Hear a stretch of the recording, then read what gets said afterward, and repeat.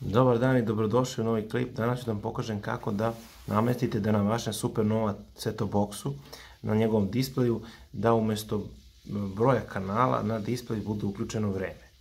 Pa hajdemo kako se to radi.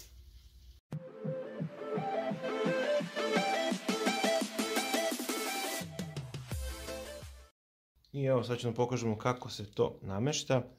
Jednostavno uđemo u meni, izaberemo podešavanje sistema, ostala podešavanja i nađemo ovdje sat na LED displeju. I on je po defaultu, znači fabrički je isključen i zato pokazuje samo broj kanala. Ići ćemo samo na levo ili na desno, nije ni bitno, i naćemo ovo samo dok je uređaj uključen.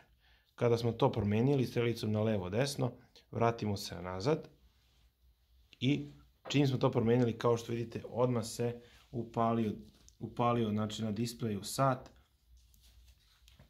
koji će pokazivati znači, vreme sve dok je set-top box upaljen. Jedino kada znači, ugasite sam set-top box, svetleće crvena lampica i neće pokazivati vreme. Tako da to je to što se tiče ovog klipa. Nadam se da ste razumeli. Hvala puno na gledanju i doviđenja.